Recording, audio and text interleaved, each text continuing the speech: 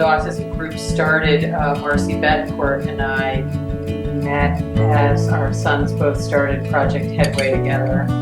We started having coffee together, and we started talking about how it'd be nice if we could supplement what was going on in the school system. We had tea every year, and we would raise money for squeeze machines, and we bought riding lessons, and we bought drumming lessons, and we did yoga for kids with autism. And then we became a 501c3, and we expanded to buying iPads and computers for kids. And we always had this dream that the next logical step was to create a place where kids with autism could have after school and summer camp that was just as great and fulfilling as typical kids, that their siblings could come and meet other siblings of kids with autism, that the parents could come and meet other parents of kids with autism, that we could provide this wonderful riding, swimming, whatever struck us as fun, great things to do. And the parents would be able to have a real vacation with their kids and meet maybe in the evenings when the kids are watching a movie with the counselors. The parents might be at a seminar about nutrition or how you make your life work with a kid with autism. He is more social here than I think he's ever been, because he has Austin, and Austin and Dan are best buddies, best friends, and then I know this about them, and Danny has typed that to me before, but then when they're together, they're just fun to watch, because they don't necessarily speak to each other at all. But it's just through their movements and what they're doing and smiling or whatever, and it's just they just get each other.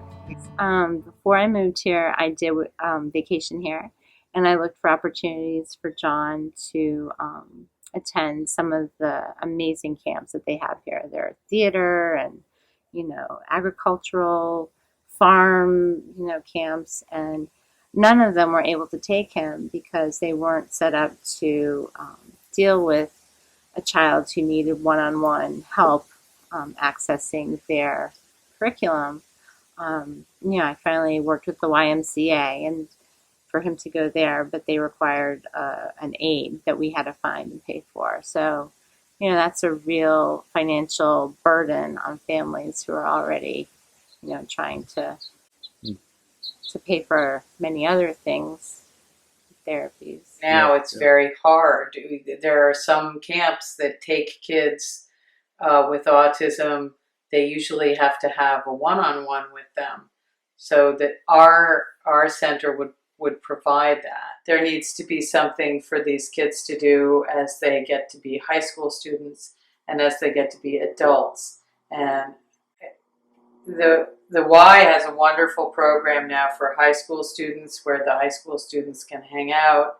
We wanted to sort of replicate that kind of thing for kids with autism and do baking classes and maybe building classes and have transition seminars for kids with autism and their families, and create a place where everybody feels at home.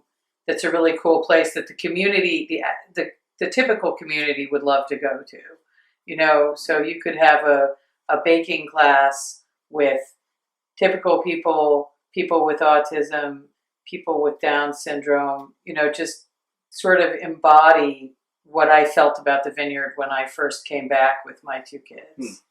The ability to have something that's structured so that your child and your child's siblings can enjoy themselves, but also because you would have that group of adults who would be able to understand what your needs were with your kids. The Vineyard is this incredibly supportive, wonderful community. I mean, Chillmark Chocolates, where I go for all my teacher gifts at the end of the year and Christmas presents for families off island.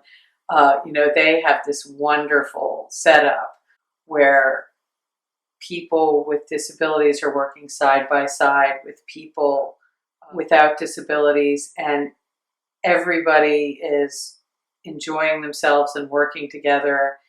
And that's one example. I mean, if you go to so many different places on the island, there's an acceptance of everybody's individuality, and it's a really lovely thing. Mark and I go every morning to 7A during the school year, and Mark comes in and gets his breakfast, and I get my coffee, and the people behind the counter say hi to him, and he waves at them, and it's become a part of his day.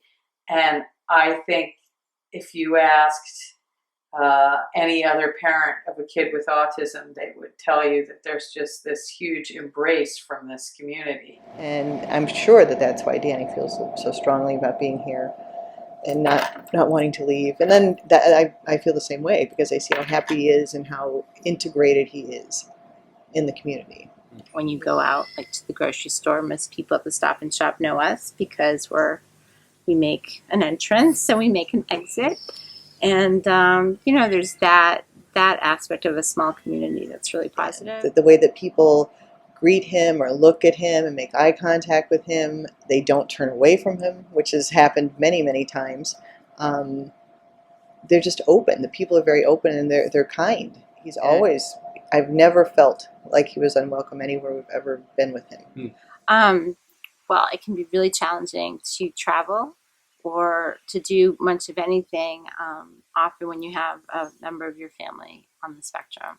For example, going to a movie theater can be really, really difficult because my son, John, he needs to move, and he needs to flap his hands, and he needs the ability to be loud if he has to be. And so it's really hard to do things like that as a family. It's hard to go to live theater. It's hard to go to the grocery store. It's hard to go wait in line at the post office. It's impossible. You really design your life around when you can get these things done.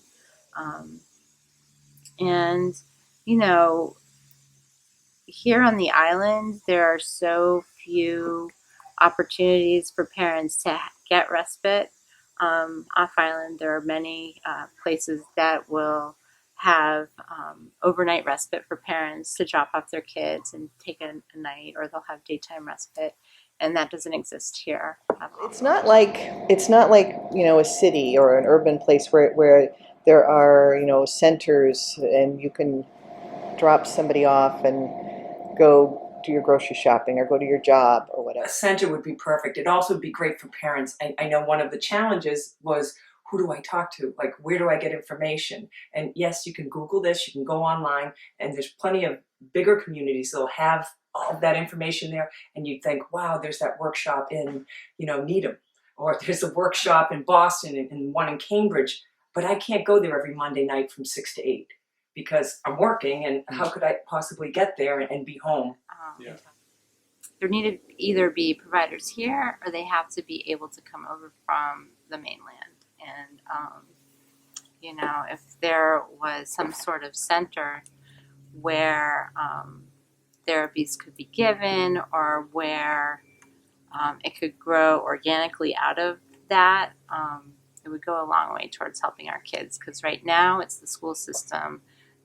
They're the only people who are qualified to provide support and therapies to our kids who need it. Which is one of the reasons that when a kid turns 22 and finishes with the school system, it's even harder, because if a parent can't figure out how to make it work financially, and it's just very, very tricky.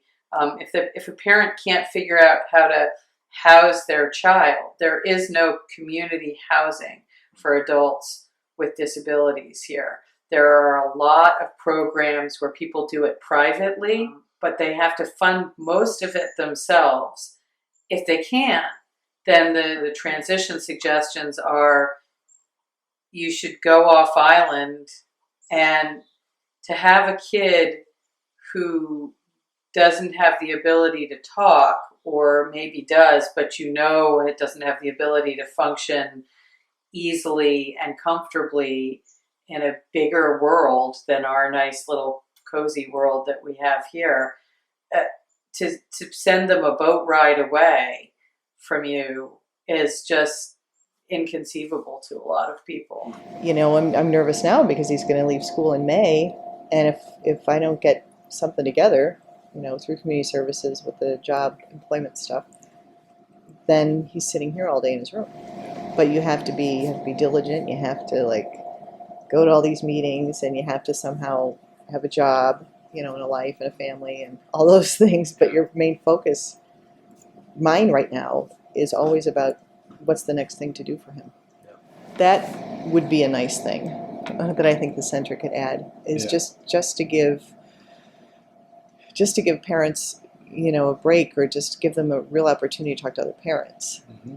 Because sometimes it's really easy to feel isolated and feel like, other parents don't have to deal with this stuff, this is ridiculous, or just some of the behaviors and those kinds of things that come up that are really specific with kids with autism. And, it's hard. It's hard to be a parent. Hard to be a parent anyway, but hard to be one with the child with autism. And if you could give a parent 2 more tools, just 2, that's a giant difference, because a lot of, I think, the progress and growth in kids with autism is because the family is supported to give, because they give really 24/7, to give the child what they need, and to work in conjunction with the specialists and the school programs and the after-school activities.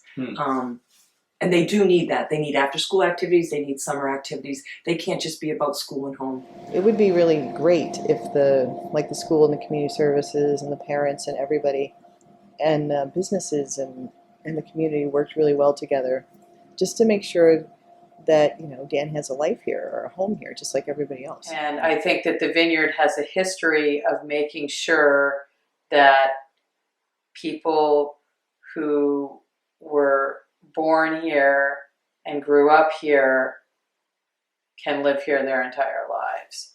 And that's true with the Youth Lots program that's gone on over the years, and lots of other programs for typical kids. And I just feel like we need to do this for adults with disabilities. The center, I think, would be really important. I think there's probably a lot of families that come for the summer, or would come for the summer, or would say, wow, what a cool environment for my kid.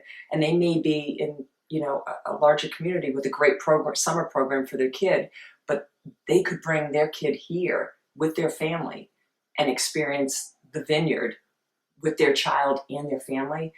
And I think there's plenty of people out there that would love to have that option, but they don't think it exists.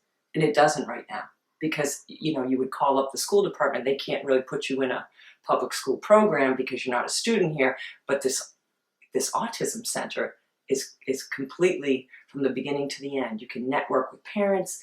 Kids have great things that they can do that they might not be able to do in their community. And the siblings would get to, have a break and meet some new kids, just like all the summer kids do. That's the vision of Island Autism Group, and that's my hope and my vision, and has been since it started. And I know we're going to get there at some point, because the kids are getting older, and this community has been very supportive since then. We just need to take it to that next level, so when these kids are young adults, the choice is you can stay here, and you can even work at the center if you want, or you can work in the community and live in the center, and you don't have to leave your home. So very important that we continue to work towards that goal, and I don't have a doubt that we're going to get there, just hopefully sooner rather than later. We want Danny to have a full life